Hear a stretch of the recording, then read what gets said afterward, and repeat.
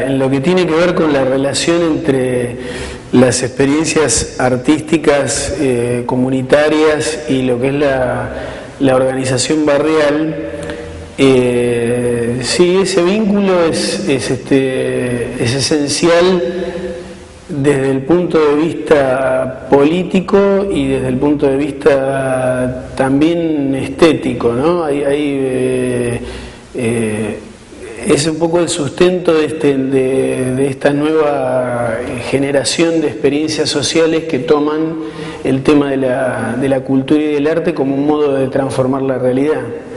En el año 2000 nosotros participamos de una encuesta que se hizo acá en el conurbano a 273 organizaciones sociales, y en esos años el rubro, el tipo de organización que más crecía, el tipo de organización temática que más crecía en los últimos años eran entre otras las que tenían algún origen cultural. Estaban los comedores, las guarderías, que son bien de los 90, los merenderos, pero después venían los centros culturales juveniles, las experiencias culturales comunitarias, con respecto a sociedades de fomento, a otro tipo de organizaciones, ¿no?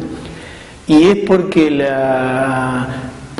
en esta crisis que hay de la política y de lo que es ciudadanía y de lo que es en definitiva la definición de un destino político para la comunidad, el arte y la comunicación tienen un rol, yo creo que son percibidos por la gente como algo desde lo cual hay que transformar la realidad, ¿no? Así que es un vínculo muy de identidad de esas organizaciones nuevas, y a la vez es un indicador de por dónde están pasando para la gente algunas transformaciones que hay que hacer.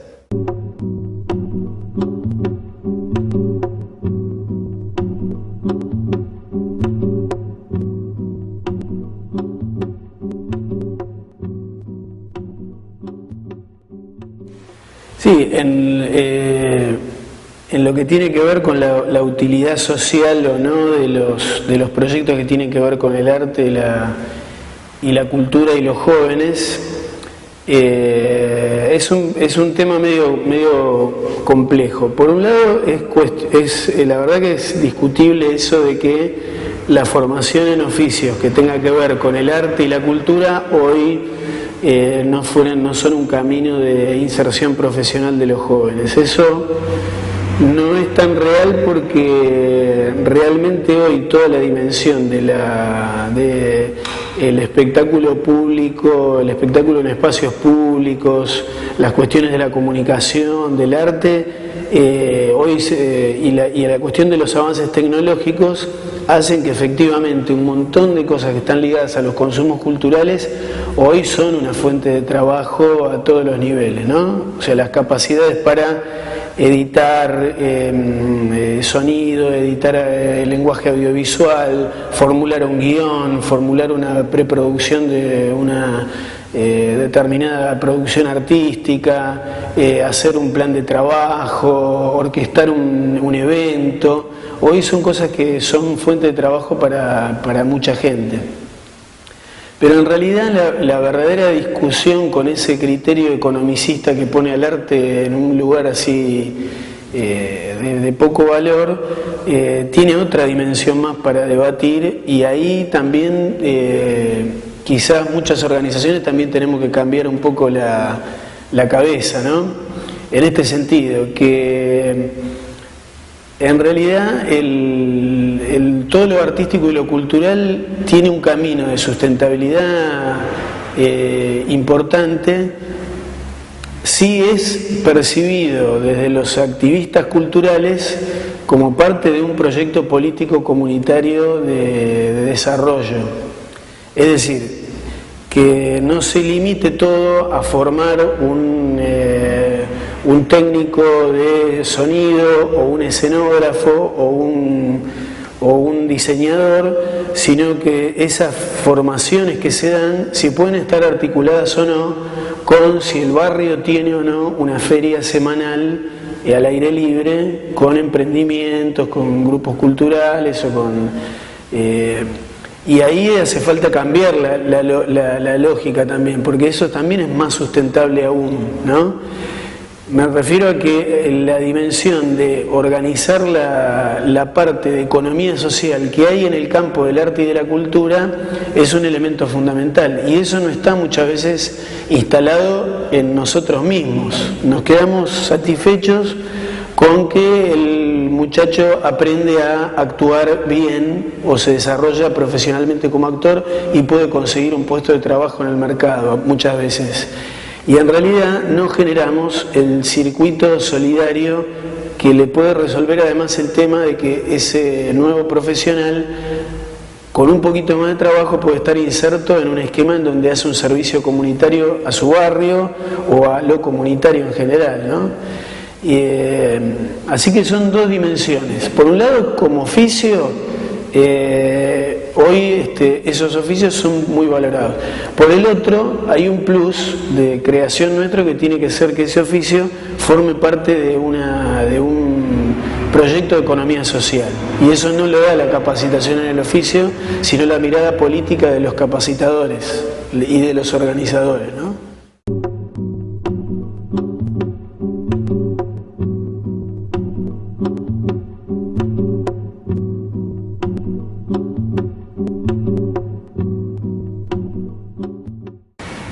Sí, por lo menos, o sea, respecto de la idea de productora cultural comunitaria, sí hay nosotros entendemos que, por ejemplo, si en poblaciones urbanas o suburbanas, o incluso semirurales, existiera cada 10.000 o 15.000 habitantes una organización pública que pudiera proveer a los actores organizados de la comunidad de servicios o de herramientas para la acción en el campo de la cultura y de la comunicación, y si eso puede ser parte de un proyecto de desarrollo, nosotros vemos que realmente sería un instrumento de mejoramiento de la vida comunitaria muy importante. Nosotros intentamos eso cuando empezamos a darle forma a la productora cultural comunitaria, pero no es digamos, nosotros entre comillas, lo modelizamos con esa idea, pero hoy por hoy ya existen muchas experiencias en todo el país, en muchos pueblos, en muchos barrios, de organizaciones o equipos de organizaciones que hacen un poco ese trabajo, ¿no? La ingeniería de activistas y de trabajadores voluntarios que se ponen en funcionamiento cuando hay que organizar la fiesta el girasol o la fiesta del pueblo tal o qué sé yo, se despliega una cantidad de energía y de saberes comunitarios ahí que si tuvieran una tarea más sistemática, por ahí sería un motor de desarrollo todavía mucho más potente, ¿no? Pero la idea de productora cultural comunitaria sí va inscrita en ese sentido. Mencionaste recién la palabra organización pública. ¿Por organización pública te referís a una organización estatal o tu idea de lo público va más allá o más amplia que lo estatal? Claro. Sí, hay que, en relación a la distinción entre lo público, lo estatal y lo comunitario, por ahí conviene por lo menos aclarar lo que es la visión, por lo menos nuestra en ese sentido. Para nosotros lo estatal, o sea, todo lo que tiene que ver con los instrumentos del Estado, sus sedes, sus instrumentos legales, su andamiaje jurídico, es una parte de algo mucho más importante que es lo público, ¿no? El Estado no es una herramienta que la comunidad ocupa en el mejor de los casos para llevar adelante sus objetivos públicos. Si el Estado, si en la comunidad, en la relación de fuerza que hay en la comunidad, las empresas tienen mucha más fuerza que la gente, suele suceder que el Estado termina efectivamente haciendo políticas públicas que benefician a las empresas, ¿no? Y convierten intereses empresarios en intereses, entre comillas, públicos. Por eso se logra que se generen muchas políticas de injusticia o realidades de injusticia, ¿no? Para nosotros lo público es mucho más amplio que lo comunitario, y la verdadera tarea de un activista cultural es trabajar para construir lo público. Eso lleva a un debate también, porque muchas veces lo que es la idea que anda por ahí es que lo que tiene que tener estructura e ingeniería es lo estatal, y lo público tiene que ser una cosa media difusa y es algo etéreo que no tiene estructura, o que no debe tener estructura porque está vinculada a algo de lo espontáneo de la comunidad. Ahí también nosotros tenemos una discusión. Lo público tiene que tener su ingeniería y su estructura y su financiamiento público, además del financiamiento de lo estatal. O sea, el financiamiento, el dinero de todos para lo público se tiene que poner en el Estado, y también se tiene que poner en una ingeniería de lo público, no estatal. Las mutuales, las cooperativas, los sindicatos, las asociaciones civiles, las organizaciones populares en general, deben ser parte de la política pública y deben ser miradas como posibles digamos, recibidoras o receptoras del apoyo financiero y técnico del Estado y de cualquier otra estructura, ¿no? Y en ese sentido es la diferencia para nosotros entre un gobierno progresista y un gobierno reaccionario. Un gobierno realmente progresista es un gobierno que, además de orientar las políticas públicas a lo que se hace en el Estado, un gobierno progresista es un gobierno que destina parte del financiamiento a estructurar lo público. Porque la verdadera fuerza de la gente frente al poder del fin de lucro, al poder del interés empresario, es lo público. Si lo público está debilitado frente al mercado, eso se expresa adentro de la organización del Estado.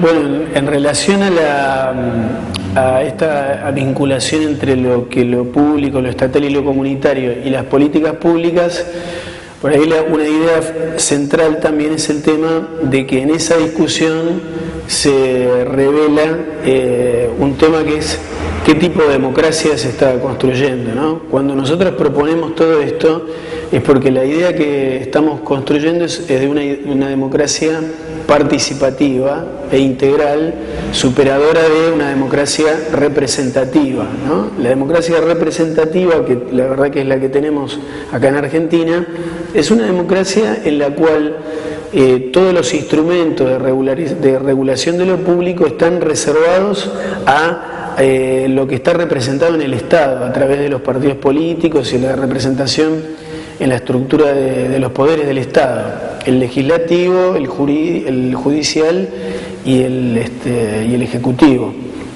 En la idea de una democracia participativa, lo público tiene más instrumentos de desarrollo y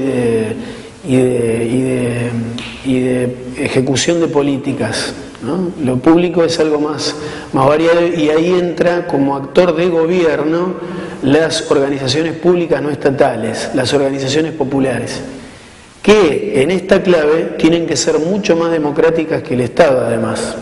O sea, esta concepción también es cuestionadora de las organizaciones sociales que se ven a sí mismas como emprendimientos privados. No, en esta concepción la organización popular tiene que ser más eficaz que la empresa privada y más democrática que el Estado. Eso, nosotros siempre discutimos eso, que una organización popular que labura en el terreno cultural tiene que ser más eficaz que una empresa privada y tiene que ser más democrática que el Estado que tenemos, ¿no? Y en ese desafío es donde también discutimos qué tipo de política pública queremos en el terreno cultural. Hacerse cargo en la Argentina de que un porcentaje muy grande de la actividad cultural de nuestro pueblo está ejercido cotidianamente por organizaciones públicas no estatales exige que una política estatal, pública en este tema, contemple esa realidad y le destine financiamiento, recursos, asistencia técnica y capacitación. Pero también exige a todos los que formamos parte del sector de las organizaciones populares entender que tenemos que transitar hacia otra forma de ver nuestro laburo, de ver nuestro trabajo. Ya no lo podemos ver como un emprendimiento privado o simplemente personal o grupal. Hay que ver que además de todo eso tenemos que intentar ser un vehículo de una democratización cada vez más amplia de la sociedad. Eso implica, por ejemplo, exponer públicamente nuestros presupuestos, discutir con la comunidad nuestros objetivos cada año, convertir todo eso en algún sistema formal de consulta popular y de democracia territorial. Implica avanzar en otro tipo también de organización popular, más territorializada, más democrática y que discuta en ese sentido la realidad comunitaria, ¿no? Y bueno, por eso muchas veces la dificultad que tenemos a la hora de discutir, de debatir o de exigir políticas públicas, porque nosotros estamos en ese sentido pidiendo, exigiendo y construyendo políticas públicas de otro tipo, que implican entender que lo que tenemos que hacer en el terreno de la cultura, en la esfera de los públicos, es mucho más importante que lo meramente estatal, sin, por supuesto, dejar de decir que lo estatal es estratégico y que además debe ser una herramienta puesta en función de esta visión, ¿no? Y bueno, en ese diálogo no siempre somos muy comprendidos, porque en general la óptica es la óptica que ha quedado en los últimos 20, 30 años, después de los 90 sobre todo, es la idea de que lo no estatal es de la esfera de lo privado y que lo importante para hacer una política cultural popular es un Estado que la desarrolle. Bueno, la realidad es que no hacen ni una cosa ni la otra, ¿no? Y en ese sentido nosotros estamos tratando de pedir una política que tenga una visión más integral.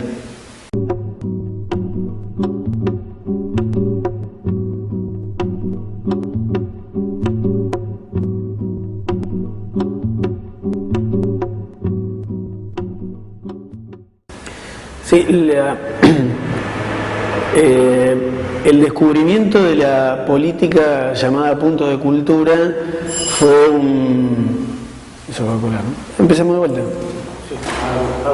Sí, no, pero ahí atienden. Sí, tranquilo.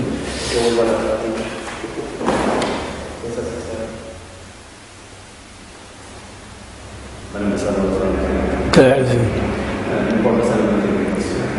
El descubrimiento de la política llamada punto de cultura, ¿sigo?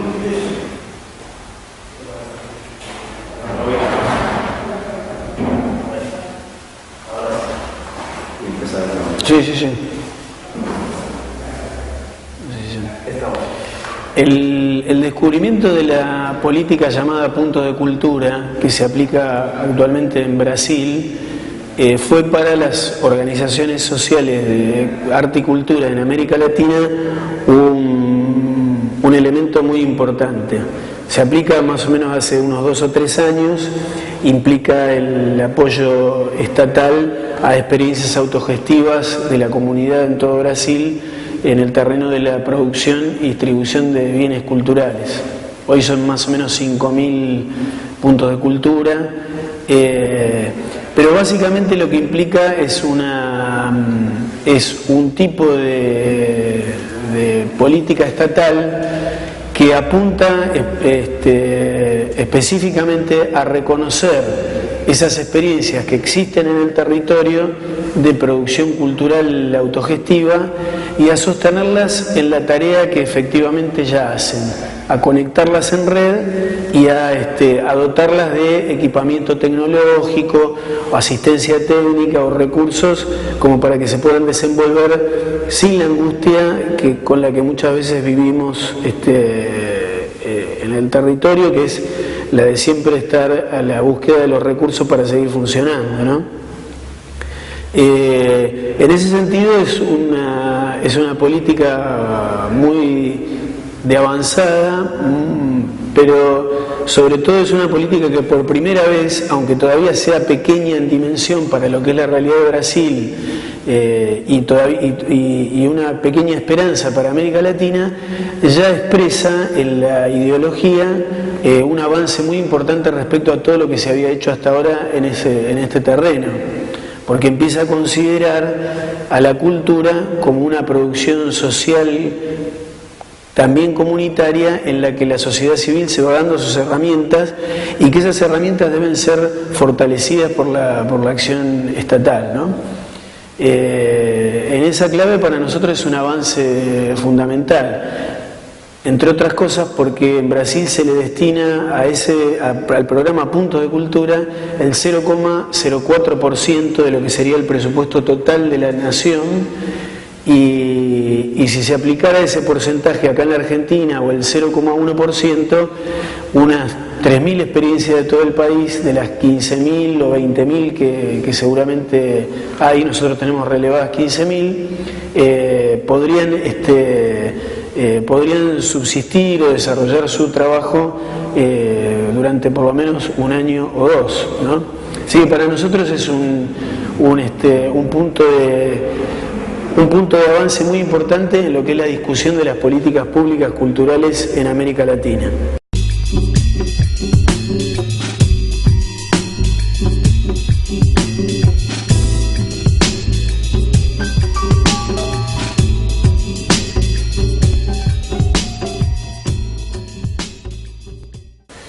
Sí,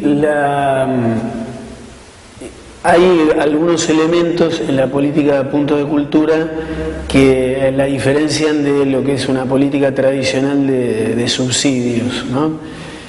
Primero que subyace una concepción, ellos usan la imagen de los puntos de cultura como una imagen que tiene que ver un poco hasta con la acupuntura, es decir, con la idea esa de que hay puntos de energía en el organismo de la sociedad o en un cuerpo que si uno los analiza y trata de masajearlos y activarlos, de repente todo el organismo gana en vitalidad y en fuerza, y que si esos puntos se van anquilosando y uno los deja ir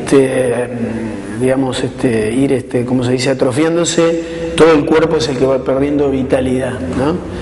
Entonces hay una concepción ahí de que en la cultura popular es un organismo vivo y el Estado, la principal responsabilidad del Estado es darle vida en todo el cuerpo de la sociedad. No es en la cabeza solamente, no es en los museos, no es en esto, sino en el territorio, que es donde la gente está, ¿no? Entonces esa ya es una concepción revolucionaria, pero además en el desenvolvimiento del programa Punto de Cultura lo que fue pasando fue que los grupos y las organizaciones que se empiezan a articular empiezan a convertirse en consejos asociativos, empiezan a detectar otros puntos de cultura, empiezan a participar del diseño de las etapas subsiguientes del programa, empiezan a exigir también transformaciones en la reglamentación del programa, y toda esa dinámica forma parte del programa, que es lo novedoso. No es un obstáculo para la gestión, sino que de algún modo la gestión entendió que esa dinámica de autocorrección permanente y de incorporación de visiones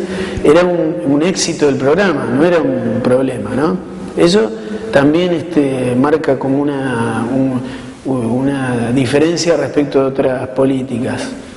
Suponemos nosotros que tiene algo que ver en el que haya aparecido un programa como Punto de Cultura el hecho de la experiencia tan esperanzadora que vivió el pueblo brasileño en los últimos 15, 20 años de construcción de toda esta experiencia política que están viviendo, también a nivel estatal, ¿no? Pero efectivamente tiene otra filosofía, una filosofía en donde la multiplicidad y el conflicto que surge del territorio no es un obstáculo para la gestión de las políticas públicas, sino el principal motor creativo de las transformaciones que hay que hacer. Eso es también un elemento diferencial respecto, la verdad, de lo que vivimos incluso acá en nuestro país y en muchos países de América Latina.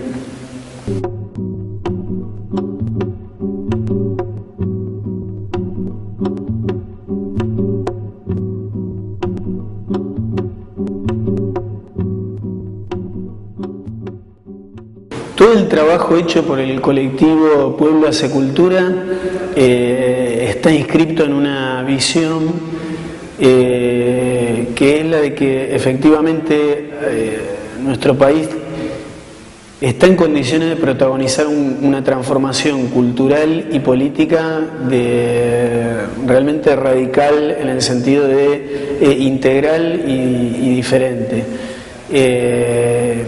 En ese sentido, el avance del 2001, del que se vayan todos, la necesidad de avanzar hacia una democracia participativa e integral forma parte de los debates que se están dando en todos los terrenos. Y en ese paso hacia una democracia más participativa y popular, el tema de la producción cultural es un elemento fundamental. Pueblo Hace Cultura tiene un poco esa visión, cómo hacemos las organizaciones culturales, sociales y todas las organizaciones del arte autogestivo independiente para participar conscientemente de esa transformación, ayudando a que se concrete con la mayor dinámica posible, incluso en la parte legal, en la parte de políticas públicas.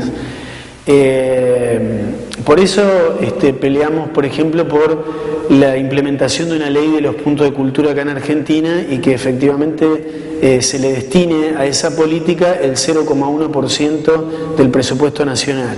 Serían alrededor de 400 millones de pesos por año destinados al sostenimiento de experiencias culturales comunitarias. Involucraría esa inversión de dinero a 9 millones de personas en actividades culturales en todo el territorio. O sea, si uno tiene en cuenta que somos 13 millones y medio de pobres en la Argentina, una política que involucra a 9 millones de personas en festivales, en cursos, talleres, en actividades culturales protagonizadas por jóvenes, en su gran mayoría, es una herramienta fundamental. Así que peleamos por el tema de los puntos de cultura. Pero también es cierto que tenemos varias cosas más que entendemos que forman parte de esta transformación que queremos llevar adelante. Por ejemplo, el tema de los presupuestos participativos en todos los municipios de la Argentina, los consejos de la comunidad, la cuestión de que se generen y se aprueben las leyes que ayudan a la producción autogestiva independiente, como la ley de la música, como la implementación de la ley de medios, la ley aprobada de servicios de comunicación audiovisual, que es también muy avanzada y generada también por el movimiento social en la Argentina. La transformación que hay que hacer es una mezcla de todo eso, lograr el financiamiento, el apoyo estatal a las experiencias culturales populares, la democratización de la política pública, por ejemplo, a través del presupuesto participativo en todo el terreno de todo el territorio del país, en los 2.200 municipios. El apoyo al arte autogestivo independiente con herramientas institucionales adecuadas a cada disciplina, la cuestión de la democratización de los medios de comunicación, la cuestión de la economía social. Todo eso tiene que ir de la mano de una visión en donde la cultura, la economía y la democracia formen parte de un proyecto de desarrollo integral de nuestro pueblo. La gente lo viene haciendo con distintos grados de organización, pero nosotros creemos que estamos en una etapa en donde eso podría ser una política pública distinta. Así que estamos tratando de construirla desde el lugar que nosotros ocupamos, que es el de los movimientos sociales, ¿no? Y las organizaciones comunitarias.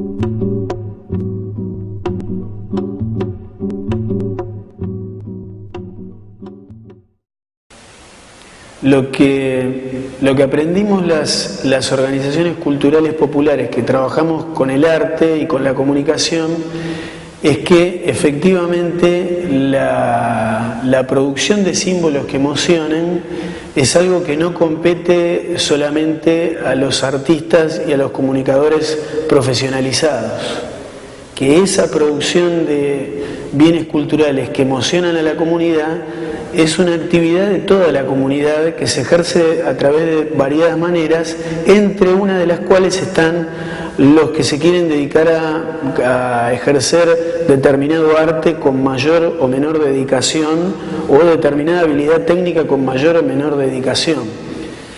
Y aprender eso nos hizo ver que efectivamente el arte era algo, como se dice, demasiado importante para dejárselo a los artistas, y la comunicación era algo demasiado importante como para dejárselo a los periodistas o a los comunicadores. Y que arte y comunicación son una parte fundamental del desarrollo de una comunidad, entendida integralmente, ¿no? El arte, la producción de símbolos, la emoción comunitaria son un motor importantísimo del desarrollo de cualquier barrio y de cualquier paraje y de cualquier comunidad. Formarnos en esa concepción y crear las herramientas para desarrollar esa visión es lo que se intenta hacer desde las organizaciones culturales que agarraron el tema de la cultura como herramienta de transformación.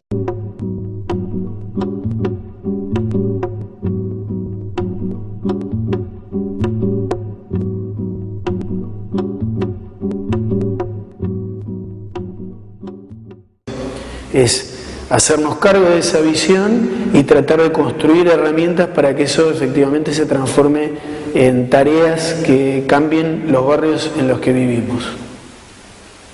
Esa sería una de las cosas.